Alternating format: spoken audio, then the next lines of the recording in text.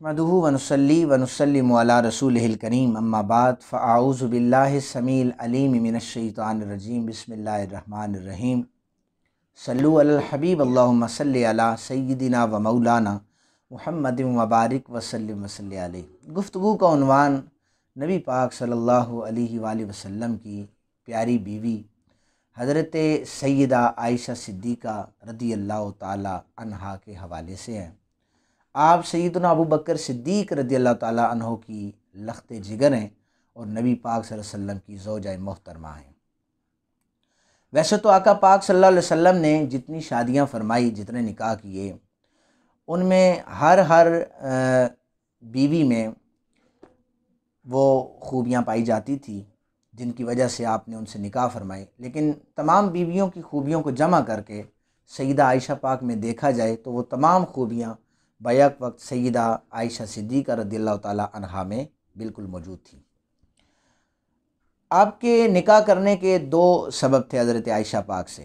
ایک تو آپ کی ذہانت اور فطانت تھی اور پاک بازی تھی، اور دوسرا سیدنا ابو بکر صدیق رضی اللہ تعالیٰ عنہ کی محبت تھی اور ان کو آپ نے نوازنا تھا، اس لیے یہ دو اسباب بیان کیے ہیں مفسرین نے، محدثین نے۔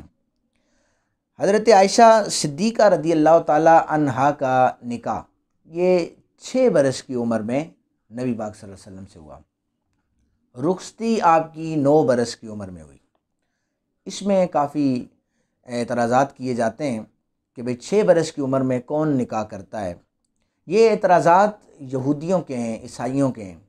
اس کا واضح ایک جواب ہے کہ شریعت نے نکاح کے لیے بلوغ کی کوئی شرط نہیں رکھی، اور اس کی سورہ طلاق میں آیت نمبر 4 میں واضح فرمایا ہے کہ جو حیض سے مایوس ہو چکی ہوں یا حیض جنہیں نہ آتا ہو ان کی عدت 3 مہینے ہے۔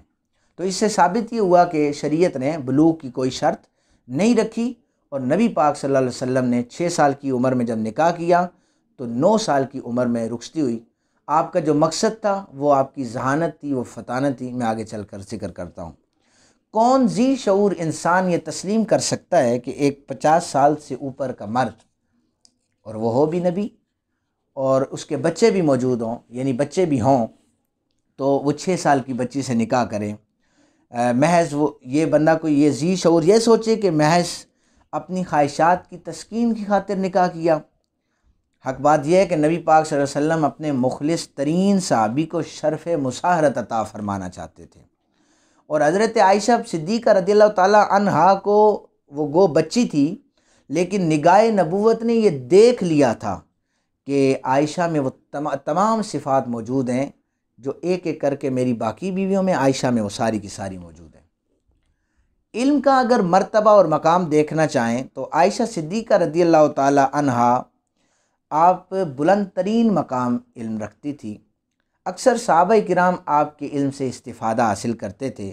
ابو موسیٰ اشعری رضی اللہ تعالیٰ عنہ فرماتے ہیں ما اشکل علینا اصحاب رسول اللہ صلی اللہ علیہ وآلہ وسلم، ہم جب بھی کسی مسئلے میں صحابہ کرام مشکل میں پھنس جاتے، حدیث قط فسالنا عائشہ الا وجدنا عندها منہ علما، ہم نے جب بھی حضرت عائشہ سے مسئلہ پوچھا تو ہم نے اس حدیث کو حضرت عائشہ سے جب پوچھا تو اس کے متعلق حضرت عائشہ صدیقہ رضی اللہ تعالیٰ عنہ کو پہلے سے علم موجود ہوتا تھا۔ عروہ بن زبیر رضی اللہ تعالیٰ عنہ کہتے ہیں کہ ما رأیت امرأۃ، میں نے کسی عورت کو عالمہ بطب ولا فقہ ولا شعر من عائشہ، فقہ، طب اور شعر میں کے علوم میں حضرت عائشہ سے بڑھ کر نہیں پایا۔ یعنی آپ کو طب میں بھی مہارت تھی، فقہ میں بھی مہارت تھی اور اشعار میں بھی مہارت تھی۔ حضرت عائشہ صدیقہ رضی اللہ تعالیٰ عنہ کی علمی شان، نبی پاک صلی اللہ علیہ وسلم اپنے صحابہ کرام کو حکم دیا خذوا نصف دینکم ھذہ الحمیرہ، اپنے دین کا نصف علم اس حمیرہ یعنی عائشہ صدیقہ سے سیکھو۔ صحابہ کرام کو یہ فرمایا، اور یہ بات جاؤ نبی شریف میں جلد نمبر 7 ہے، اس میں آقا پاک صلی اللہ علیہ وسلم کے حوالے سے حضرت سیدی ضیاء الامت جسٹس پیر محمد کرم شاہ صاحب الازہری رحمۃ اللہ علیہ نے بیان فرمائی ہے کہ اپنا دین کا نصف علم صحابہ کرام ہیں جو نبی پاک صلی اللہ علیہ وسلم کے چرنوں میں بیٹھنے ہیں، ان کو حکم ہو رہا ہے، اور اس حدیث پاک میں حکم دیا جا رہا ہے کہ دین کا علم حمیرہ سے سیکھو۔ یہ حمیرہ حضرت عائشہ پاک کا لقب تھا، نبی پاک صلی اللہ علیہ وسلم انہیں پیار کی وجہ سے فرمایا کرتے تھے۔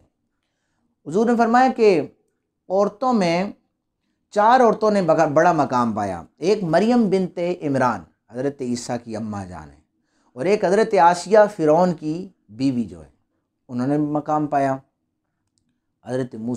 اس کے بعد حضرت ختیجہ بنت خویلد نبی پاک صلی اللہ علیہ وسلم کی پہلی بیوی زوجہ محترمہ، اور چوتھے نمبر پر سیدہ فاطمہ پاک رضی اللہ تعالیٰ عنہ۔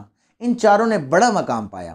ساتھ ہی جوڑ کے حضور نے فرمایا کہ مجھے جیسے کھانوں میں سب سے اچھا کھانا سرید پسند ہے، اسی طرح بیویوں میں مجھے عائشہ صدیقہ رضی اللہ تعالیٰ عنہ بہت زیادہ پسند ہے۔ آپ کے علم کی حوالے سے جو میں نے بیان کیا ہے، اب سیدہ عائشہ پاک رضی اللہ تعالیٰ عنہ سے نکاح نبی پاک صلی اللہ علیہ وسلم نے پہلے ہی معلوم کر لیا تھا کہ اللہ تعالیٰ بھی کس قدر سیدہ ام المومنین عائشہ پاک سے پیار فرماتا ہے۔ امت کو جو سب سے ایک بڑی نعمت ہے تیمم کی، یہ حضرت عائشہ صدیقہ رضی اللہ تعالیٰ عنہ کی وساطت سے حاصل ہوئی ہے۔ تیمم کی ایک سفر میں آپ کا ہار گم ہو گیا تھا، صحابہ کرام پریشان سے اس ہار کو ڈھونڈ رہے تھے، ہار نہیں ملا، پھر نماز کا وقت ہو گیا، صحابہ نے وضو کے بغیر نماز ادا کی، پانی وہاں پر موجود نہیں تھا، وضو کے بغیر نماز ادا کی۔ تو جب نبی پاک صلی اللہ علیہ وسلم کو اس بات کا پتہ چلا، بتایا گیا، تو آیت تیمم اس وقت نازل کی گئی۔ تو صحابہ کرام جو نماز سے رہ گئے، اس وقت کہ یہ حکم دیا گیا کہ 3 میل تک جب تمہیں پانی میسر نہ ہو ڈھونڈنے کے سے بھی تو تم تیمم کر کے نماز پڑھ لیا کرو۔ تو یہ آیت آر کا گمنا حضرت عائشہ صدیقہ کا یہ تیمم کی آیت کا نازل ہونا تھا، اس میں یہ حکمت پائی گئی تھی۔ بہرحال وہ واقعہ ایک طویل واقعہ ہے، اس میں جن لوگوں نے حضرت عائشہ پر تہمت لگائی اور ان کے حوالے سے واضح طور پر قرآن پاک نے احکامات جاری کیے۔ حضرت عائشہ صدیقہ کی برات کے حوالے سے قرآن پاک کی سورہ نور کی 18 آیات نازل ہوئی۔ یہ یاد رکھیں کہ کسی بھی نبی کی بیوی جو ہوتی ہے، یہ زنا بدکاری، یہ اس کے قریب بھی نہیں گئی ہوتی، وہ چاہے حضرت نوح علیہ السلام کی بیوی ہو، حضرت لوط علیہ السلام کی بیوی ہو، نبی پاک صلی اللہ علیہ وسلم کی بیوی ہو۔ میں نے بتایا کہ کسی بھی نبی کی بیوی پاک دامن ہوتی ہے۔ ہاں، اگر یہاں پر یہ سوال ہو سکتا ہے کہ حضرت لوط کی بیوی یا حضرت نوح علیہ السلام کی بیوی، انہیں تو اللہ نے غرق کر دیا تھا اور وہ کافر ہو گئی تھی۔ یاد رکھیں کہ وہ اپنی بدکاری کی وجہ سے عذاب میں مبتلا نہیں ہوئی تھی یا طوفان میں غرق نہیں ہوئی تھی۔ کوئی بھی مذہب جو ہوتا ہے، یہ کسی بھی مذہب میں جو برائی ہے نا، زنا یا بدکاری، اسے برا سمجھا جاتا ہے، چاہے وہ یہود ہوں، عیسائی ہوں، نصارہ ہوں یا مسلمان ہوں، لیکن ان میں کفر کو برا نہیں سمجھا جاتا۔ مثال کے طور پر حضرت نوح علیہ السلام کی بیوی نوح علیہ السلام کے گھر میں آنے جانے والے معاملات کو اپنے رشتہ داروں سے شیئر کرتی تھی، وہ اس کا میکہ تھا، وہاں سے شادی کی ہوئی تھی۔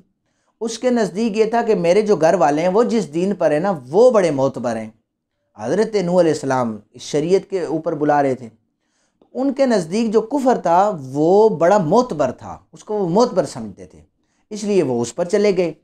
تو یہ بالکل موجود ہے کہ کسی بھی نبی کی بیوی کفر میں داخل ہو سکتی ہے، لیکن کسی بھی نبی کے حرم میں آنے والی زنا یا بدکاری کا ارتکاب بالکل نہیں کر سکتی۔ اس لیے حضرت عائشہ کی پاک دامنی کے حوالے سے قرآن کی سورہ نور کے 18 آیات موجود ہیں۔ تو یہ سیدہ عائشہ پاک کے حوالے سے میں نے چیزیں بیان کی ہیں۔ ایک اور چیز آقا پاک صلی اللہ علیہ وسلم کے اس خوبصورت زوجہ محترمہ کے حوالے سے کہ جب معراج کی رات آقا پاک صلی اللہ علیہ وسلم تشریف واپس جب زمین پر لے کے آئے، تو پاک نبی صلی اللہ علیہ وسلم نے فرمایا، عائشہ جو پوچھنا چاہتی ہو پوچھو، میں تمہیں بتاؤں گا۔ اور سیدہ عائشہ پاک نے عرض کی کہ کملی والے آقا، میں اپنے ابا جان سیدنا ابو بکر صدیق سے مشورہ کر لوں، پھر میں آپ سے ضرور پوچھوں گی۔ آپ دوڑ کر اپنے ابا جان کے پاس گئی تو ابو بکر صدیق رضی اللہ تعالیٰ عنہ نے فرمایا، بیٹی پہلے تو وعدہ کرو جو حضور بتائیں گے وہ مجھے آ کر ضرور بتانا ہے۔ آج حضور سے پوچھو کہ آپ وہ بات ہمیں کوئی ایک بتائیں کہ جب اللہ اور نبی پاک صلی اللہ علیہ وسلم کا آپس میں کوسین کا فاصلہ رہ چکا تھا، اس میں جو راز و نیاز کی باتیں ان میں سے ایک بتا دیں۔ اب حضرت عائشہ پاک دوڑ کر حضور کے پاس آئی، یا رسول اللہ صلی اللہ علیہ وسلم، آپ کے غلام میرے ابا جان صدیق اکبر رضی اللہ تعالیٰ عنہ یہ کہہ رہے ہیں کہ راز و نیاز کی باتوں میں سے ایک بتائیں۔ حضور مسکرائے کہ میرے ابو بکر اس کو راز بھی کہتے ہو اور تجھے بتا بھی دوں؟ خیر حضور مسکرائے، آپ کا وعدہ تھا۔ آپ نے فرمایا عائشہ، جب میں اور میرا رب کوسین کے فاصلوں پر تھے تو میرے رب نے فرمایا کہ جو ٹوٹے ہوئے دل کو جوڑے گا اللہ بغیر حساب و کتاب اسے جنت عطا فرما دے گا۔ حضرت عائشہ بڑی خوش ہو گئی کہ روزانہ ہم مسکینوں کا دل جوڑتے ہیں، ٹوٹے ہوئے دلوں کو جوڑتے ہیں۔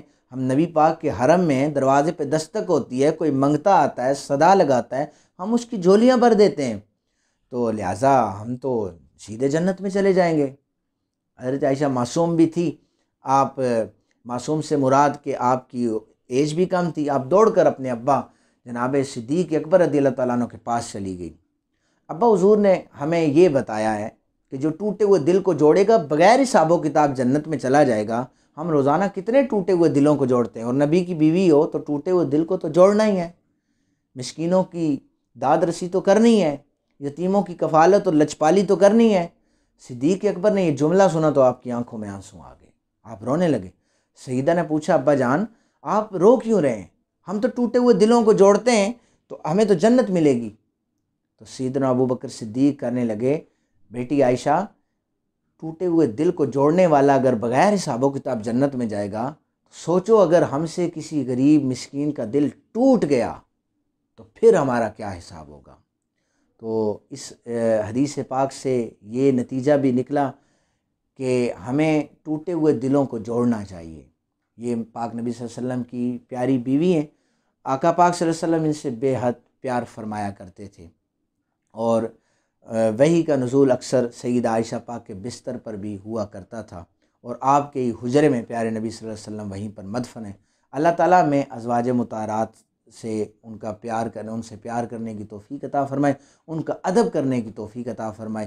وما علینا الا البلاغ المبین۔